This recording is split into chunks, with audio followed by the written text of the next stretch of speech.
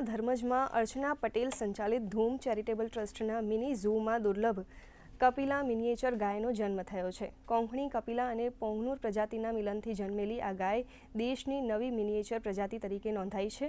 પશુ પક્ષી પ્રેમી અર્ચનાબેન આ નાનકડી ગાયનો સંતાનની જેમ ઉછેર કરી રહ્યા છે, જે આકર્ષણનું કેન્દ્ર બની છે.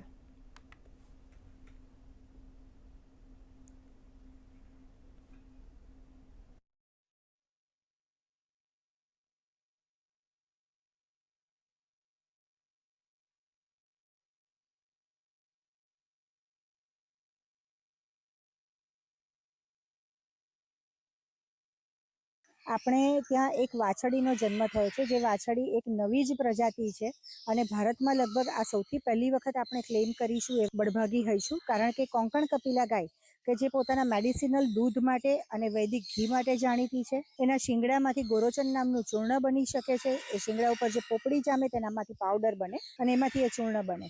એનું દૂધનું જે ઉત્પાદન છે તે લગભગ 1.5 થી 2 લીટર જેટલું દૈનિક હોય છે. મિનિએચર જાતિ છે એટલે દૂધ જનરલી ઓછું જ આપે. એના વાછડીના જે પિતા છે તે પાંગનુરુ જાતિના ખૂંટ છે. એ લોકોનું મિલ્ક પ્રોડક્શન જે હોય એ ટુ મિલ્ક 8% ફેટ પર્સન્ટેજ અને 3 થી 5 લીટરનું દૂધ આપે. આપણે બળભાગી છીએ કે આપણે ત્યાં આ એક નવીન રેર ઇન્ડિજિનસ ગાયની પ્રજાતિનો જન્મ થયો છે, જે કદાચ ભવિષ્યમાં માઇક્રો બ્રિડિંગ દ્વારા દરેક ઘરે પાલતુ પ્રાણી તરીકે પણ રાખવામાં આવી શકે છે. અને નાની ગાયો હશે તો જેમ કૂતરા રહે છે એના કરતાં ઘણી સારી રીતે આપણે આપણી ગૌ માતાનું જતન કરી શકીશું.